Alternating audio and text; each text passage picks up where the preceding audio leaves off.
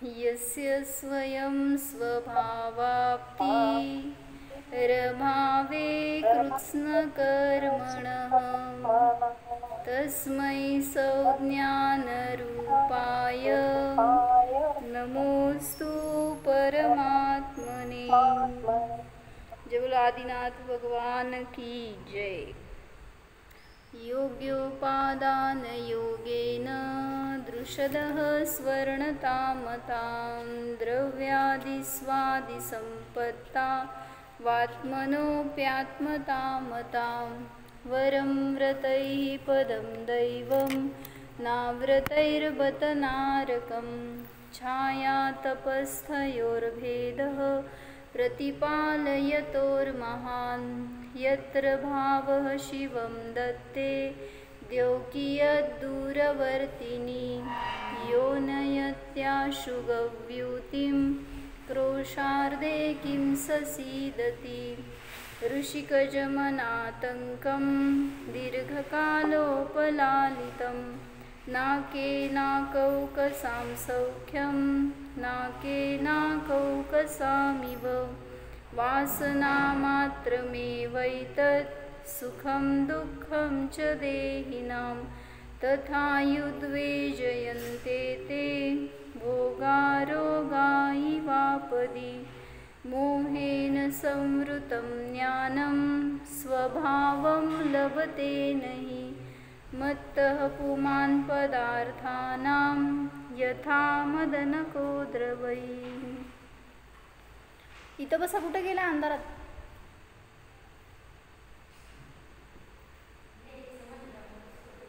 ते घेऊन ये की चालते पुढं, द्यायचं का त्यांना ते? काय सांगितलं होतं? मोहाने झाकलेलं ज्ञान पदार्थाच्या यथार्थ स्वरूपाला प्राप्त करू शकत नाही, अर्थात स्वभावाला जाणू शकत नाही।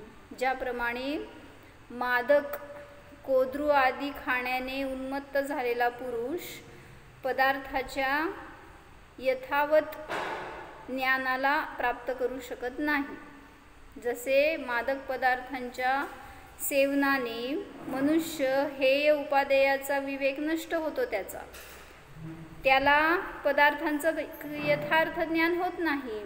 जसं की एखादा वेडा मनुष्य आहे, त्याला पदार्थाचं किती ज्ञान असतं, म्हणजे जे पण जाणतो ते एकतर त्याच्याबद्दल त्याला ज्ञान नाहीच, आणि काय चांगल्याला वाईट म्हणेल, वाईटला चांगलं म्हणेल, आपल्याला परक म्हणेल, परक्याला आपलं म्हणेल, त्यामुळे त्याच्या ज्ञानाला प्रमाणता नसते। म्हणून सांगतायत की तसं जो मोही आहे तो पण आचार्यांच्या, ज्ञानींच्या, भगवंतांच्या भाषेमध्ये कसा आहे? वेडा आहे। कोण कोण वेडे आहात? जो मिथ्यादृष्टी आहे तो वेडा आहे हे सांगतायत। आणि एका अपेक्षेने आचार्यांनी सम्यक दृष्टीला पण वेडा म्हणलंय, माहिती आहे का तुम्हाला? का सांगा? महाराजांच्या डायरीमध्ये असं लिहिलं आहे एका ठिकाणी, क्षीरसागर महाराजांच्या डायरीमध्ये त्यांनी असं खुलासा केलाय की जगत जन तुला बावला भी, ते कुठल्या बहुतेक एका कशात मोक्षमार्ग प्रकाशकमध्ये लिहिलं का? बावला कहे तो त्याचं काय फरक पडत नाही ज्ञानीला। जर तुला कोणी वेड म्हणेल तर म्हणजे ध्यानाला बसतोय, सारखा अनुभूती घ्यायचा प्रयत्न करतोय, जेवताना खाताना लक्ष नाही, असं वेड्यासारखं करत असतो ज्ञानी, माहिती आहे का? आता सांगा कोण कोण वेडे आहेत, कुठल्या कॅटेगरीचे वेडे आहात? म्हणजे मिथ्यात्व सहित असलेले वेडे वेगळे आणि सम्यक दृष्टी वेडे वेगळे। जसं अभ्यास करून वेडे झालेले असतात आणि अभ्यास न करता वेडे झालेले असतात, असे दोन टाईपचे लोक असतात। तसंच ज्याला आत्मज्ञान झालंय तो आत्म्यामध्ये वेडा झालेला असतो, आणि ज्याला आत्म्याविषयी अज्ञान आहे तो परामध्ये वेडा झालेला असतो। म्हणून सांगतायत निर्णय करा की यथार्थ वस्तूचं स्वरूप काय आहे। तर तो वेडा मनुष्य स्त्रीला आई म्हणेल, आईला स्त्री म्हणेल, आपली पत्नी म्हणेल, तर त्या जरी आईला आई म्हणेल तरी सुद्धा तो वेड्याप्रमाणेच त्याचं बकवाद आहे असं म्हणलं जातं। इसी तरह मोहनीय कर्म के उदयवश यह जीव भी अपने शुद्ध स्वरूप को भूल जाता है और हेय उपादेय का सच्चा विवेक नहीं रहता है। जो अपनी चीज़ है उसको उपादेय नहीं समझ पाता, जो परवस्तु है उसको यह हेय नहीं समजता। काय म्हणले? जी परवस्तू आहे ती हेय वाटत नाही कोणाला? मोही जीवाला। म्हणजे परवस्तू कुठली हेय कुठली वाटते आपल्याला? वाटायला पाहिजे कुठली वस्तू? शरीर।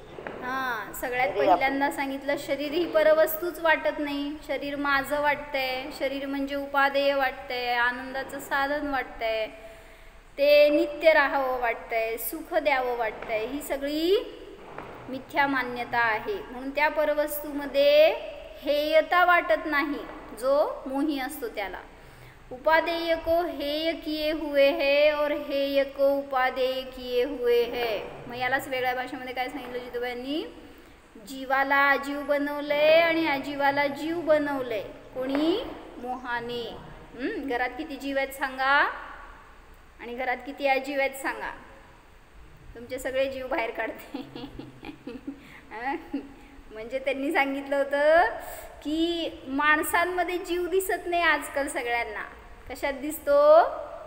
दागिना नवीन केला होता नवऱ्याने, आणि तो एकदाच घातला, पण नाही घातला पण नसेल, आणि ठेवला होता तिजोरीमध्ये चांगलं सेफ कस्टडीमध्ये, आणि झालं काय? हरवला। सांगा जीव गेला का अजीव गेला हो? ते दागिना हरवला म्हणल्यावर असं म्हणले त्या सगळ्या जीवांमध्ये आपण जीव ओतून ठेवलाय आणि काय विचार करतोय? ते म्हणजे सर्वस्व, त्याच्यातून माझं सुख। म्हणून असं प्रत्येक वस्तूशी जीवाला जोडून पाहतोय, म्हणून त्या वस्तूंना जीव करून टाकलाय असं सांगितलं।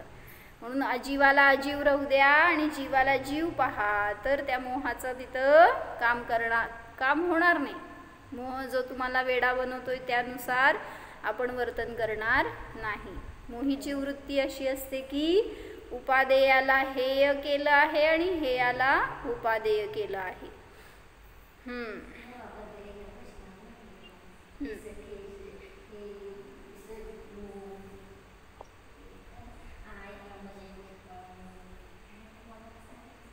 आठवा तोपर्यंत। अमीरी और गरीबी। भैया अपने स्वरूप का यथावत भान रहे, उसकी तरह जगत में अमीर कौन है? काय म्हणजे ज्ञानीपेक्षा अमीर या जगात कोणी नाही। काय म्हणताय? कशातलं वाचताय? वर्णी प्रवचन आहे ना इष्टोपदेशचं, त्याच्यामधलं। काय सांगितलं? ज्ञानीपेक्षा अमीर कोण नाही जगामध्ये। कोण अमीर आहे हो? टाटा का बाटा? कोण अमीर आहे जगात? म्हणजे त्यांची इस्टेट बघायची नाहीये, तर उलट सांगितलं ज्याला ज्ञानाची इस्टेट कळाली तो खरा अमीर आहे। जिसको अपने स्वरूप का भान नहीं है उसके समान लोक में गरीब कौन है? ज्याला आपल्या स्वरूपाचं भान नाही त्याच्या समान गरीब कोणी नाही। जसं म्हटलं ना की त्या छोट्या मुलाला सांगितलं होतं मध्ये एकदा की त्याच्या नावावर इतकी इस्टेट होती, पण त्याला त्याचं भान नव्हतं, तो लहान असल्यामुळं अज्ञात असल्यामुळं त्याच्या ते नावावर दिलेलं नव्हतं। पण जेव्हा तो सज्ञान झाला तेव्हा त्याच्या हातात आल्यावर त्याला वाटलं की आपण किती अमीर आहे। कधी अमीर झाला? म्हणजे अमीर होताच त्याला वाटलं की आज झालो, म्हणजे जोपर्यंत अज्ञान आहे तोपर्यंत गरीब आहे, जेव्हा ज्ञान झालं तेव्हा अमीर वाटू लागला।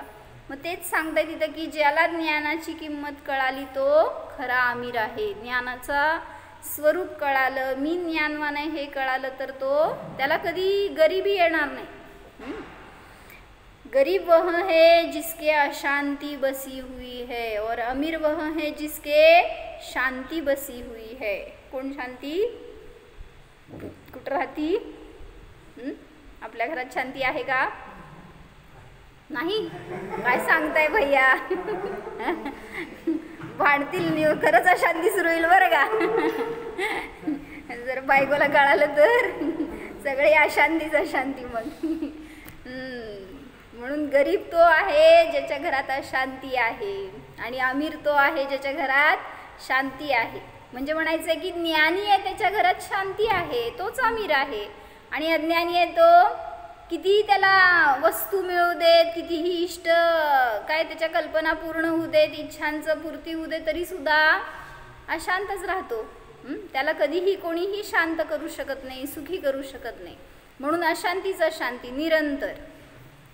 म्हणून आपल्याला स्वतःला शांत बनवण्याचा प्रयत्न करा. ते कसं बनणार? आपलं वैभव कळालं तर शांत आहे, नाहीतर मग परातून आपण आपलं स्वरूप मानणार, पराला आपला आधार मानणार, तर नियमाने अशांतीच आहे.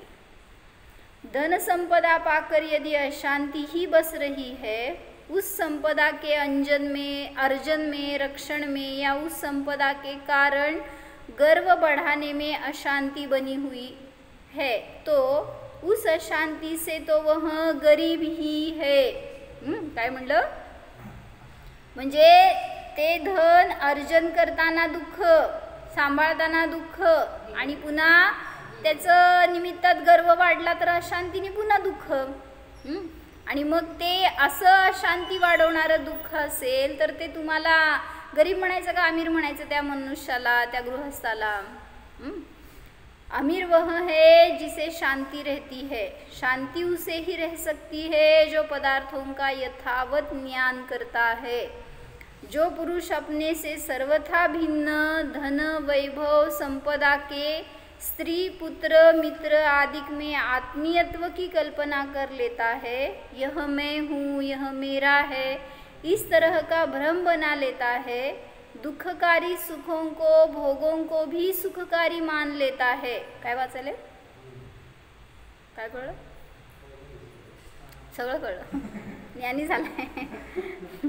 जो पुरुष अपने से सर्वथा भिन्न जे काय सगळं परिग्रह आहे त्याच्यामध्ये आत्मत्वाची कल्पना करतो, हे मी आहे, माझा आहे असं भ्रम करतो, दुःखकारी सुखांना भोगांना सुद्धा सुखकारी मानतो, तो उसे फिर यह अपना आत्मा भी यथावत नहीं मालूम हो सकता. म्हणजे त्याला आपलं स्वरूप कधीही यथार्थ ग्रहण होऊ शकत नाही. इस मोही जीव को अपना आत्मा नाना रूपों में प्रतिभासित होता है. मैं अमुक का दादा हूँ, पिता हूँ, पुत्र हूँ, इस कल्पना में उलझकर अपने स्वरूप को भुला देता है. एका मनुष्याला कॅन्सर झाला. कोण होता तो मनुष्य? आपल्या शेजारी राहणारा होता. आणि त्याला आज समजलं, रिपोर्ट आला होता की कॅन्सर झालाय. तुम्हाला किती त्याचं दुःख हो. तुम्ही काय रिॲक्ट करणार जेव्हा तुम्हाला समजलं की त्या मनुष्याला कॅन्सर झालाय? योगिताताई काय रिॲक्ट करणार? विचार करून उत्तर द्या, पुढे तुमच्यावर घटवणार आहे. हार्ट अटॅक आलाय, कॅन्सर झालाय, काहीतरी फार मोठा रोग झालाय, तुम्ही काय रिॲक्ट करणार जेव्हा समजलं की त्यांना असं झालंय? म्यूट झालेत. ज्ञानी झालेत सगळे. त्याला जाऊन सांगणार प्रतिक्रमण दान. होय, लगेच दुसऱ्याला सांगायला आपण लय हुशार. प्रतिक्रमण सांगणार. तुम्हाला कोण सांगायचं? म्हणजे म्हणायचंय त्या शेजाऱ्याला झालं तर मला त्याचं काय लय दुःख नाही आहे, बस कळालं आहे. मग तेच सांगतायत हे शरीरात जर कॅन्सर झालं तर कोण आहे हो शरीर तुमचा? वाटते का त्यावेळेस शेजारी आहे? असं काल दात उपटून काढत होते माझं त्यावेळेस. असं मी इतकं फील करायचा प्रयत्न केला की शरीर शेजारी आहे. आणि लिटरली माहिती का, असं इतकं मी त्या मुनींचं चिंतन केलं असेल की ज्यांना त्या 700 मुनींच्या वेळेस घाणीत पिळलं ना, असं जेव्हा ते एक एक मुनींना टाकत होते त्या घाणीमध्ये तर त्यांचे एक एक अवयव तुटत होते, सगळ्या नसा तुटून रक्त वाहत होतं, सगळे हाडं वगैरे सगळं तिथं असं साचा झाला असेल ना. काय वाटलं असेल हो त्यांना? शरीर आपल्यासारखंच होतं की. आणि मग ते सगळं त्यांचं तुटत असताना सुद्धा त्यांना निर्विकल्पता. आणि मी साधं म्हणलं इथं किती आकुलता आपल्याला. मग तिथं भेदविज्ञान का नाही होत? तिथं लगेच आपल्याला मला दुखलं हे भाव. म्हणजे म्हणायचंय म्हणून की ते शरीराशी असणारे एकत्व त्रास देतं. म्हणून लवकर जेवढा भेदविज्ञान होईल तेवढं आनंद आहे, तेवढी स्थिरता आहे, तेवढं आपलं पण आपण मार्गस्थ आहे. अन्यथा मोह आपलं रूप दाखवायला बसलेलाच असतो. सांगतायत मोह में विचित्र रूपता, यह मोही जीव अपने को यथार्थ एक स्वरूप निरख नहीं पाता. परवा तुम्हाला मी अभ्यास दिला होता काय, शास्त्रामध्ये मोहाला काय काय विशेषणं दिली आहेत सांगा चला. काय काय काय वाचली की आपण परवा त्या ह्याच्यातच आत्मानुशासनमध्ये झालं होतं, अर्धवटच झालं ते वाचून आपलं बहुतेक. लिहा काय काय सांगितली. मोह कसा असतो ह्याच्यासाठी अनेक प्रकारांनी विशेषणं दिली आहेत. दारू दारू. तुम्ही तिथं का बसलाय घरी? मोह वाढलाय काय घराचा? मनीषाताई आहे ना माझ्यासमोर? मनीषाताई काय काय मोहाच्या उपमा आहेत सांगा. शास्त्रामध्ये मोह मदिरा म्हणलं, दुसरं मोहरूपी अग्नी म्हणलं, मोहाग्नी किंवा काय म्हणायचं मोहरूपी मोहाचा दाह म्हणला जातो. पुढं मोहाला म्हणलं विष, विषाची उपमा दिली. मोहाचं जर विष एकदा पसरलं तर तो जीव जगू शकत नाही. पुढं सांगितलं मोहरूपी निद्रा, जो त्या मोहाच्या निद्रेमध्ये झोपला तो त्याला कोणी उठवू शकत नाही. सतत मोहाची निद्रा असते अज्ञानीला. पुढं मोह म्हणजे मोहांध म्हणलं जातो ना, म्हणजे मोहाने आंधळा असलेला जीव. मोह ज्याच्या जवळ आहे त्याला दृष्टी नसते, त्यामुळं अंधाची उपमा दिली मोहाला. मोहाने अंध झालेला जीव कोणालाही पाहू शकत नाही. म्हणजे आपल्याला स्व पाहू शकत नाही आणि दुसऱ्याला पर पाहू शकत नाही. पुढं मोहाला राक्षस म्हणलं. मोहरूपी राक्षसाने ग्रसित झालेला हा जीव, त्याला कधीही त्याची सुटका होणार नाही. पुढं मोहाला म्हणलं अंधकार. कुठं म्हणलं? मोह महात्म. मद आहे ते. मोह म्हणजे त्या ह्याच्यामध्ये येतात ना दीपच्या अर्घ्यामध्ये अनेक ठिकाणी त्यांनी मोहाला अंधकार म्हणलंय. मोहरूपी कालिमा म्हणलंय. पुढं मोहाला मोहरूपी जंगल म्हणलं. त्या मोहाच्या जंगलामध्ये जो अडकला, जो पडला, जो रस्ता चुकला तर त्याला योग्य मार्ग मिळणार नाही, म्हणून त्या मोहाला झिंका हे सांगितलं जातं. पुढं मोहाला बळकट कपाट म्हणलं एकी भावस्तोत्रमध्ये. शुद्धे ज्ञाने शुचिनिचरिते सत्यपी त्वय्यनीचा भक्तिर्नोचेदनवधी सुखा वंचिता कुंचिकेयम शक्योद्घाटं भवति हि कथं मुक्तिकामस्य पुंसो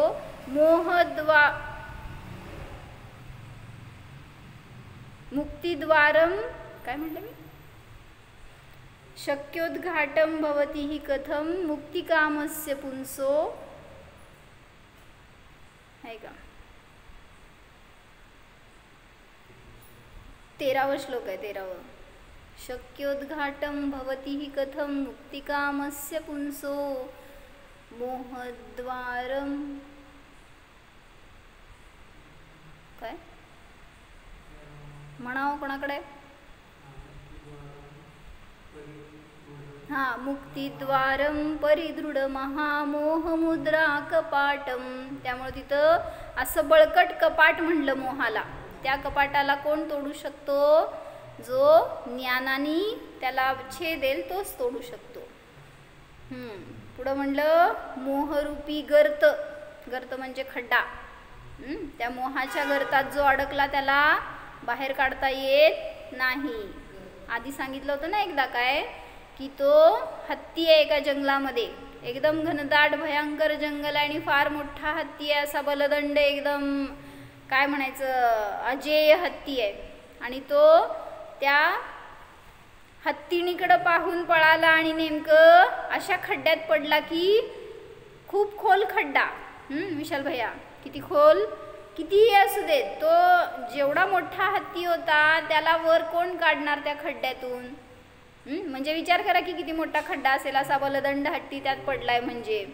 आणि मग तो रडतोय, आर्त ध्यान करतोय, आर्त पीडाने ते त्याचं ध्वनी ऐकून सगळे त्या जंगलातले पशु पक्षी येऊन बाजूला उभारलेत त्या खड्ड्याच्या. पण बाहेर कोण काढणार? एक तर निर्मनुष्य जंगल, आणि मनुष्य गेला तरी कसं काढणार बाहेर? असं इतकं ते काढतात ना त्या ह्याच्यानी, JCBनी वगैरे, क्रेननी काढतात. हां, तर ते पण काढता येत नव्हतं बरं का त्याला, हे सांगायचं आहे, काढायला जाऊ नका लगेच. तर मोहरूपी खड्डा म्हणलं. असंच त्या हत्तीला जसं कोण काढू शकत नाही, तसं आपण पडलोय त्या मोहाच्या खड्ड्यात. आपल्याला कोण काढणार हो? म्हणजे सांगायचं की ते जसं दाखवलंय ना संसार वृक्षाचं, त्याला कोण सोडवणार हो? परवा त्याच्यावर एक शॉर्ट फिल्म आली होती, बघितली का? तर ती बहुतेक मी ग्रुपवर शेअर केली होती वाटतं. तर त्यात त्यांनी ॲनिमेशनमध्ये तयार करून दाखवलेलं सगळं, म्हणजे व्हिज्युअलायझेशन असताना तुम्हाला जास्त इम्पॅक्ट असतंय ना त्याचं, शब्दात सांगितल्यावर कळत नसतं.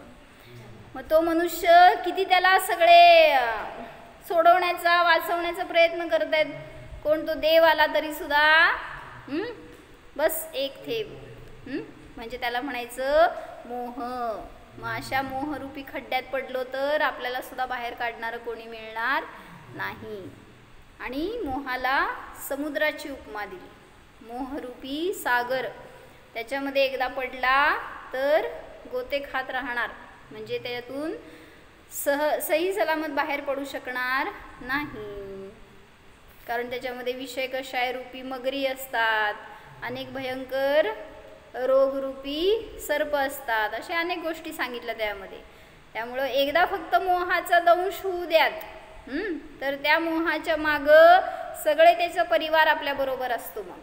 मग तो मोह आपल्याला काय सोडत नाही, सुखरूप जगू देत नाही. म्हणून सांगायचं आहे, आपल्याला वाटतंय उलटं मोह करतोय तर सुख आहे, तर एकदा निर्णय करा की मोह हे नियमाने दुःखदायीच आहे. म्हणून काल काय बघितलं होतं आपण? करुणा आणि वात्सल्य ह्याच्यात फरक बघितलं होतं ना. एक महत्त्वाचा फरक सांगा, काय सांगितलं होतं? करुणा म्हणजे काय आणि वात्सल्य म्हणजे काय?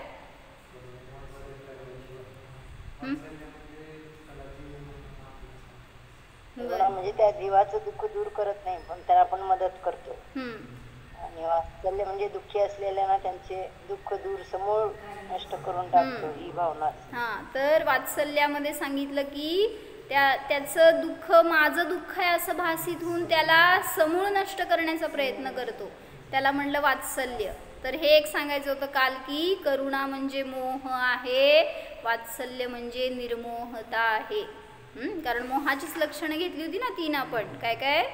अर्थाचं अयथार्थ ग्रहण, तिर्यांची आणि मनुष्यांशी करुणा भाव, आणि तिसरं विषयांशी प्रसंग, इष्ट अनिष्ट भाव विषयांमध्ये. तर करुणा हे मोहाचं लक्षण आहे. का म्हणलं करुणेला मोह? म्हणजे जरा चिंतन करू त्याच्यावर. म्हणून का म्हणायचं करुणेला मोह का म्हणायचं?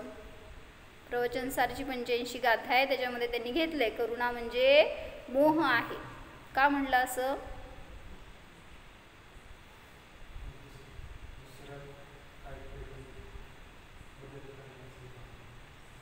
बर, दुसऱ्याचं काहीतरी बदल करण्याचे भाव. अजून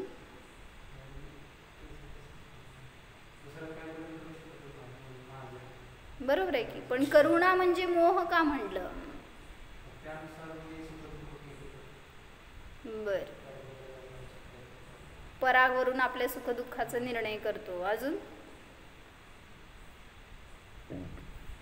चिंतन करणार, उद्या सांगा. करुणा म्हणजे मोह का म्हणलं? करुणेमध्ये तर आपण जसं सांगितलं ना, ते कोण होते? अलेक्झांडर. चालले होते कुठं? कोर्टात. आणि जाताना गाडीतून रस्त्यात दिसलं काय? त्या डुकराचं का गाढवाचं पिल्लू त्या ह्याच्यामध्ये पडलेलं, चिखलामध्ये. आणि ते स्वतः बाहेर पडले, गाडी थांबवली आणि स्वतः जाऊन त्या पिल्लाला बाहेर काढलं त्यांनी. आणि ते काढण्यामध्ये त्यांचे हात सगळे चिखलाचे झाले, अंगावर त्यांच्या कोटवर सगळं चिखल लागलं, पण घरी जाऊन बदलून यायला टाईम नव्हतं. तसेच गेले आणि कोर्टामध्ये त्यांनी ते केस निकाल दिला. पण सगळेजण त्यांच्या एंट्रीवरच सगळे असे बघायला लागले की हे असे कधी येत नाहीत, असं का आलेत आज. मग त्यावेळी सगळ्या त्या ड्रायव्हरनी येऊन सांगितलं की आज त्यांनी त्या पिल्लाला वाचवलं. मग सगळेजण काय करू लागले, असं करायची काय गरज होती त्यांना. ते वकील होते का काय, न्यायाधीश होते, जज होते काहीतरी, त्यांना हे करायची काय गरज होती. ड्रायव्हरला ऑर्डर द्यायची ना, काढ म्हणून काढले असते. का केलं? करुणाभाव. करुणाच की. मग करुणे सांगितलं असतं ना ड्रायव्हरला, बाबा जा आणि काढ म्हणून. ते काय मग काय करुणा नव्हती का ती?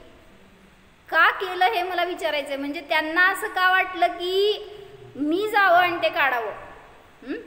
म्हणजे त्यांनी इतरांना सांगून करू शकले असते.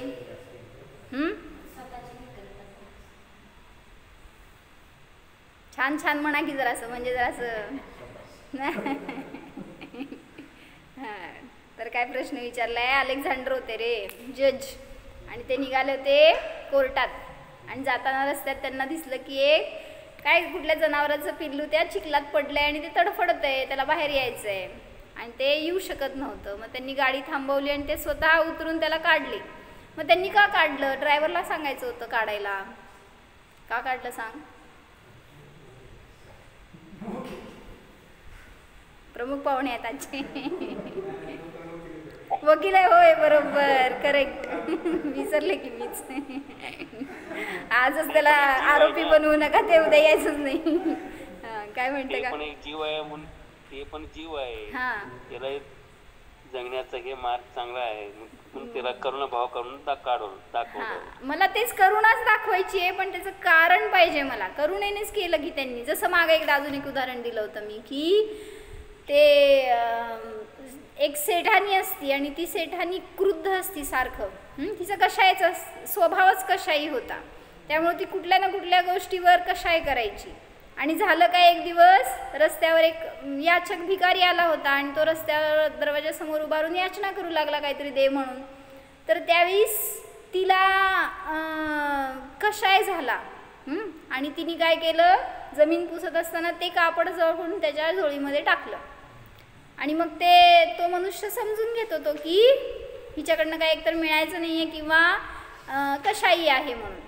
साधू टाईप होते वाटतं, संन्याशी असं काहीतरी असतील ते. आणि मग ते तसेच निघून गेले, पण त्यांच्या चेहऱ्यावर स्माईलच. चिडले नाहीत, ओरडले नाहीत, काय नाही. गेले दुसऱ्या दिवशी पुन्हा आले तिच्या दारावर. आणि मग ती म्हणाली उद्या या. ते टाकलं त्यांच्या झोळीत आणि उद्या या म्हणाली, तर उद्या पण आले ते. आणि आल्यावर आज ती सेठानी म्हणती की तुम्ही कसं काय चिडला नाही माझ्यावर, मी तर तुमच्याबरोबर किती चुकीचं वागणूक केली आणि तुम्ही असे कसे काय. मग त्यावेळेस ते सांगितलं त्यांनी की काल जे होतं ना ते तुझा कशाय होता, तो मोह होता, त्याचं रूप होतं. आज तू कशी आहे त्याच्याने रहित झाली आहेस, म्हणजे तुला आज तसे कशाय भाव नाही आहेत. मग आज तिला देण्याचे भाव झाले त्यांना. का तर सांगितलं त्यांच्या दुःखाला हिने फील केलं आणि स्वतःला दुःखी मानून किंवा जाणून त्यांचं दुःख बघून स्वतःला दुःखी मानून तिने दान केलं. मग त्या दुःखाला नष्ट करण्यासाठी प्रयत्न केला जातो माझ्या, त्यांच्या नाही. मला त्यांना पाहून दुःख झालं, त्या दुःखाला शांत करण्यासाठी त्या अलेक्झांडरनी म्हणून जे गाडीतून उतरून केलं ना, तर त्यामागं ते कारण सांगितलं. काय, मी त्या पिल्लासाठी नाही. जर पिल्लासाठी मदत करायची असती तर मग ड्रायव्हरकडनं केली असती, पण मला जे काही त्यात फील झालं ना, त्या माझ्या फिलिंगला शांत करण्यासाठी म्हणून मी स्वतः केलं. मग ही होती त्यांची करुणा. म्हणून करुणेला मोह म्हणतात, हे मला सांगायचं होतं. करुणा म्हणजे मोह का? फील. स्वतः दुःखी होतो आणि त्या दुःखाचं शांत करण्यासाठी म्हणून जे काही तुम्ही करणार तर ते मोह आहे. म्हणून करुणेला मोहाचं रूप म्हणलं. आणि जे होता पूर्व भागात त्या जीवानी त्यांना वाचवलेलं असेल, त्यामुळं त्या जीवाला पण त्यांना वाचवण्याचे भाव झाले. होय, बर, राईट. कोण ते ना, ते पिल्लू पडलेलं ते ना. हा, तुमच्या पिल्लाला लय आनंद झाला तुमचा ऐकून आवाज. म्हणजे बरोबर आहे, ते त्या जनावरांनी काहीतरी मदत केली असेल त्या वकिलाला, म्हणून त्या वकिलांनी काय केलं, त्याचे प्राण वाचवले. शेवटी इथंच आहे सगळं फेडायचं कार्य. फक्त आपण तसं त्याच्याबरोबर राहत नाही, त्या उदयांमध्ये लगेच आकृष्ट होतो, रागीद्वेषी होतो आणि पुन्हा पुन्हा नवीन कर्म बांधतो. करुणेने काहीतरी मदत किंवा दान करतो, पण वात्सल्याने आपल्या समान मोक्षमार्गस्थ होण्यासाठी त्याला पूर्ण रीतीने सहाय्य करतो. दुःखाचा समूळ नाश करून आत्मकल्याणाचा, महान उद्धाराचा, जन्माला सार्थक बनवण्याचा आणि परमसुखाचा उपाय दाखवतो. जसे मातेचे आपल्या पिलावर निरपेक्ष वात्सल्य असते, गोवात्सल्य म्हणतो ना, गोवत्सल सम, जसं त्या गाईच्या पिलावर गाईचं निरपेक्ष वात्सल्य असते, तसे ज्ञानीला दुःखी जीवांवर निरपेक्ष वात्सल्य असते. म्हणून त्यांनी काय मला मदत करावी किंवा माझं ऐकावं म्हणून उपदेश देत नाही वक्ता. का देते सांग तुला? नाही, मी अपेक्षा ठेवली आहे बरं का. काय अपेक्षा? न्याय मिळावा म्हणून. ज्ञान ना? नाही रे, तू मला केले मागच्या जन्मात म्हणून मी तुला करते असं समजून घे. बरं, असू दे. तर सांगायचंय आपल्याला मोहाचा नाश करायचा ह्याचा निर्णय करा. ध्यान का करणार आहे? ध्यान का करणार आहे? हां, त्याचा प्रश्न होता बरं का. 10 दिवस ध्यानाला बसल्यावर म्हणे 50% कर्म नष्ट होणार की नाही आमचे? 100% ना. बेस्ट. म्हटलं 11व्या दिवशी 200% आलेले असणार आहेत. समोरपूर्वक निर्जरा आहे का आश्रमबंध पूर्वक? हॅलो, ते वकील येते ना प्रक्षाळाला, मग 100% कर्म निर्जरा झाली की नाही? हो, होणार की. ते सांगायला लागले. म्हणूनच 10 दिवसाचं 20 दिवस बसू दे, तिथल्या तिथून मोक्षाला पण जाईल ते वकील. असं आहे, त्या कर्माचीच वाद घालणार आहे ते. म्हणजे म्हणायचंय काय की इथं गुरु वात्सल्याने सांगतायत की आपलं कल्याण व्हावं तर त्या धर्माच्या, त्या गुरूंच्या शरण यावं लागतं, तर आपल्याला मिळणार आहे काहीतरी आपल्यासाठी. नाहीतर मोहींच्या सहवासात राहणार तर मोह वाढणार आहे. निर्मोहीच्या सहवासानेच निर्मोहता वाढते. म्हणून कोण निर्मोही? इथं भगवान निर्मोही आहे, त्यांच्याजवळ किती बसतो आपण? मग 10 दिवस स्वतःजवळ असं निर्मोह बसा. आपलं काय आहे हे विचारात नको तेवढ्या 10 दिवसामध्ये ॲटलिस्ट.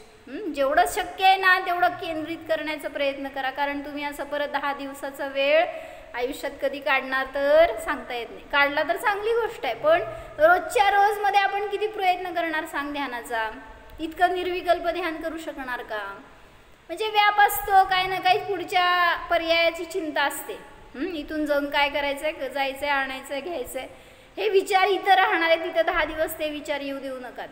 म्हणजे जेवढं शक्य आहे तेवढं स्वतःमध्ये कॉन्सन्ट्रेट करण्याचा प्रयत्न करा, तर लाभ होईल. अनेक वेळेसचे ध्यान शिबिराचे सगळ्यांचे अनुभव वगैरे ऐकले असतील. म्हणजे त्यांनी काय केलं, काय करायला पाहिजे, काय काय होतं हे पण सांगितलं आहे. म्हणजे चंचलता झाली, नाही झालं ध्यान हे असलं ऐकू नका, पण त्यांनी काय केलं त्याच्यातून बाहेर पडण्यासाठी, स्वतःला स्थिर करण्यासाठी हे ऐका. आणि मग त्याच्यातून आपल्याला मार्ग मिळतो काय करायचं. एक दिवस, एक वेळ, 1 मिनिटसुद्धा आपलं तिथं खरं जाऊ नये वाया. कारण आपण खूप पुरुषार्थ करून असं बसणार आहे, सगळे अवलंबन सोडून फक्त स्वतःसाठी जगणार आहे. तर खूप छान ध्यान व्हायला पाहिजे. आणि असा आनंद येऊ दे ना, जिथं काय म्हणायचं निराकुल आनंद प्रगट झालं ते खरं सुख आहे. कसं निर्णय करायचं म्हटलं होतं, मी जाणलेला आत्माच आहे याचा निर्णय कसा करायचा? ते जे सुख झालं ते वास्तविक सुख आहे ह्याचा निर्णय कसा करायचा? त्यांनी सुखाचं लक्षण सांगितले, निराकुलत्व सुख शक्ती. जिथं निराकुलता प्रगट झाली तिथं सुख आहे. म्हणजे एकांनी विचारलं असं ध्यान शिबिरामध्ये की झाल्यावर, किंवा आधी विचारलं असं काहीतरी, की म्हणले अनुभव झाल्यावर काय होतं? जेव्हा आत्मानुभव झाला तर त्याचा निर्णय कसा होतो, काय होतं? मग उत्तर दिलं महाराजजींनी का कोणी असं की म्हणले अतिंद्रिय आनंदाची प्राप्ती होते, त्याच्यासारखा आनंद कधीच आपल्याला झाला नाही असा आनंद होतो. मग त्या मनुष्याने म्हणलं की समोरच्या असं काय फार वेगळं लय भारी असं नाही झालं काय आनंद वगैरे, मग काय असतं ते. मग त्यावेळेस सांगितलं महाराजजींनी की आनंद कसा असतो असं काय तुम्हाला व्यक्त व्हायला पाहिजे, काहीतरी अंगावर शहारे यायला पाहिजेत, काहीतरी अंधांतरी उडायला लागलं सगळं वाटायला पाहिजे, असलं नाही आहे. आनंदाचं लक्षण हे आहे की पुन्हा पुन्हा ते जर भोगावं वाटतंय आनंद तर तो आनंद म्हणजे बस निराकुलता आहे. ज्या पर्यायामध्ये तुम्हाला अशी निराकुलता प्रगट झाली समजून घ्या खऱ्या आपण विषयाला धरले. जेव्हा मी ध्यान करणार त्यावेळेस मला जर आत्म्याचा अनुभव झाला, संगीता काकी काय येणार माझ्या ज्ञानामध्ये? निराकुलता येणार. यश माझ्याकडे बघ राहू दे, काय सांगितले म्हणजे दुसरी त्या समयाला तरी ॲटलिस्ट दुसरी काही आकुलता राहत नाही. आणि खरं ते वास्तविक मला माझं स्वरूप दिसलं तरच तशी निराकुलता प्रगटणार. जसं तुम्हाला धन पाहिजे होतं, धन मिळालं तर निराकुलता वाटतीये, त्याच्या मागं ॲक्च्युली आकुलता आहेच. पण हे सुख असं आहे, हे असं ज्ञान धन आहे की ते नियमाने तुम्हाला निराकुल बनवणारच.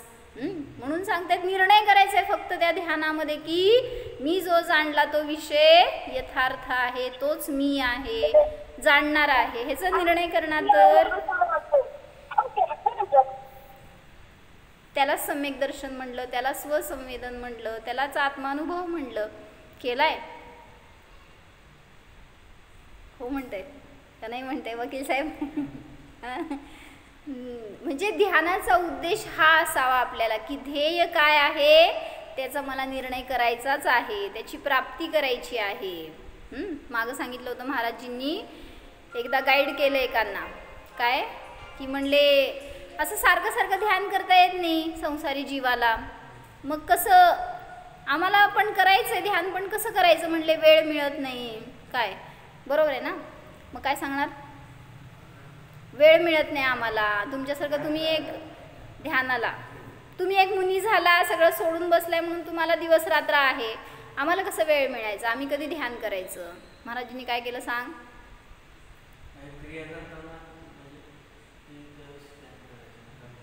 कसं? गाडीवर जात असतो त्यावेळेला सिग्नल त्यावेळेला थोडा म्हणजे पहिल्यांदा करणार ना ध्यान तर काय म्हणायचं पर्पजफुली असं बसा. म्हणजे निर्विकल्प हात पाय जरासं स्थिर ठेवून एके ठिकाणी निश्चल चित्त होऊन बसावं लागणार आहे. असं काय तुम्हाला चालता चालता ध्यान होईल असं नाही. ज्याला झालाय ना परिचय तो कुठंही करेल कसंही करेल. पण अजून मला नाही आहे ना निर्णय ज्ञानामध्ये तर कंपल्सरी असं बसावं लागणार. थोडंसं चंचलता थांबवावी लागणार शरीराची योगांची. म्हणून सांगितलं जातं भगवंतांच्या समोर बसा, त्यांच्याकडं बघा. हे रूपस्थ ध्यान वगैरे का सांगितले, पिंडस्थ ध्यान का सांगावे लागले? त्यातून तुम्हाला उपयोग केंद्रित करून दाखवलाय काय विषय आहे तो. आणि मग त्याच्यातून पुन्हा आपल्याला आपलं स्वरूप मिळालं तर ध्यान करू शकणार. म्हणून सांगत होते मी की महाराजांना विचारलं ना एकांनी की कधी ध्यान करू, मग आम्हाला वेळ मिळत नाही तर महाराजांनी म्हटले मी तुमच्याच वेळेतून तुम्हाला वेळ काढून देतो. जसं म्हटले तुम्ही गाडीवरून चाललाय, कुठे ऑफिसला जात आहे, जॉब करायला जात आहे, तर गाडीवरून जात असताना तुम्हाला काय डोक्यामध्ये विचार काय ना काय इकडचे तिकडचे विचार करताय. सिग्नलला थांबलाय, तुम्हाला तिथं 2.5 सेकंद असते ना, किती 2-2.5 मिनिट असते, 1 मिनिट किंवा काय असं, तर 1 मिनिट थांबावं लागणार आहे. 1 मिनिटात काय विचार करणार हो? ते कधी ग्रीन होणार, कधी ग्रीन होणार, कधी ग्रीन होणार, हे चिंतन करण्यापेक्षा याला मी जाणतोय असं चिंतन करा ना. ते जे दिसतंय समोर जे काही चालू आहे त्याला मी जाणतोय, स्थिर उभारलाय तुम्हाला, तिथं काहीच करायचं नाही आहे, उपयोग वळवा फक्त. तिथून म्हटलंय तुम्ही गेला समजा ऑफिसमध्ये तर तुम्हाला काय वर चढून जायचं आहे तर पायऱ्या आहेत, पायऱ्यांनी चढताना काय विचार करायचा हो? लेट झालाय, कोण भेटणार, हे काम राहिलंय, हे कधी करू, हे आणि आकुलता होणार आहे का निराकुलता होणार आहे? म्हणले ते चढताय तरी सुद्धा त्याचे चिंतन हे ठेवा, मी जाणतोय मी हे कार्य करणारा नाही आहे, याच्यामध्ये पण मी ह्याच्यापासून भिन्न आहे. असा आपला वेळ आपण काढा. महाराजजी सांगत होते घास खाताना पण विचार काय करायचं हो? टेस्टी झालाय काय विचार करायचं असते, कमी जास्त झालाय काहीतरी, चावायला लागलाय तर महाराजजी सांगायचे की डोळे झाकून अनुभूती घ्यायचे त्यावेळेस, पण त्यांनी जेव्हा आहार करत होते तेव्हा असं ते आहार देणारे सांगतात अनेक जण, की प्रवचन सांगता सांगता सुद्धा महाराजजी अनुभूती घ्यायची. म्हणजे एका खांबाकडनं दुसऱ्या खांबाकडे बघायचे म्हणतात, सगळ्यांना वाटायचं आमच्याकडे बघतायत, आणि मग त्यातून पण ते मध्ये मध्ये कधी अंतर्मुख व्हायचे तसं दिसायचं, समजायचं लोकांना की कसं ते निरंतर धारेमध्ये आहेत. मग तसं आपल्याला पण जिथं शक्य आहे तिथं करा ना, उपयोग जोडायचं काम आपल्याला करायचं आहे. आणि शेवटी हाच उपाय आहे, ह्याच्याशिवाय दुसरा मार्ग नव्हता, नाही, नसणारच. म्हणून पुरुषार्थ करणार आहे तर छान ध्यान होऊ दे, ह्याच्यासाठी म्हणून थोडंसं सिरियसली करा आत्ता. ते काय एक दिवसाचं नाटक नाही आहे, म्हणजे हे आपल्यासाठी आयुष्यभरासाठी नाही, भवाभवासाठी कामाला येणार आहे. जर आज निर्णय केला तर हा भाव तर सार्थक झालाच, पण अनेक भावामधलं आपलं मिथ्यात्व संपलं तर दुःखाचा पण नाश होणार. म्हणून रोल दुसरा कुठला नाही आहे, इथं जीवाचा रोल करायचा आहे आपल्याला. जीव आहे ह्याचा निर्णय करून त्यानुसार मग ही सगळी रंगभूमी वाटणार आपल्याला. म्हणजे काय काय म्हणतात रंगभूमीला नाटक करतात ते स्टेज. हे लाईफ म्हणजे एक स्टेज वाटेल, आणि त्यामध्ये आपण फक्त एक पात्र एवढं समजणार, नाहीतर वास्तविक मी तर सगळ्यापासून भिन्न जीव आहे याची आपल्याला सतत जाणीव होत राहणार. हो जाणा हा मी निर्मोह स्वभावी शुद्ध जीव आहे. शब्दांना नाही, त्या वाचक शब्दाच्या वाच्याला ग्रहण करा. मी कोण आहे पहा. मी म्हणजेच जीव आहे. शरीरापासून अस्पर्शी जीव आहे. आनंद स्वभावीच आहे.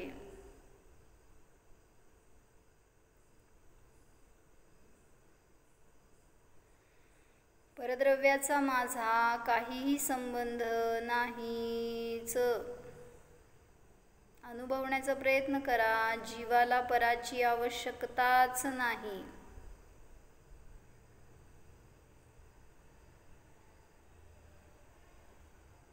मी तर अनादि अनंत जीवत्वावर जगणारा आहे, चैतन्य शक्तीवर जगणारा आहे.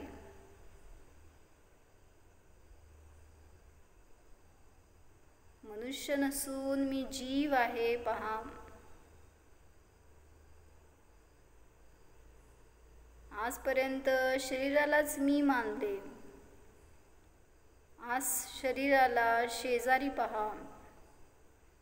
मी शरीर नाहीच.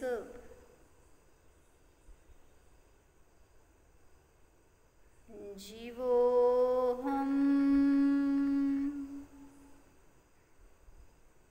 चितिशक्ति संपन्नोहम.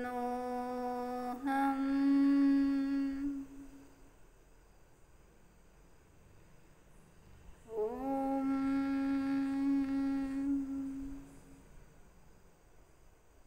विसर्जन. नमो हरिहंताय.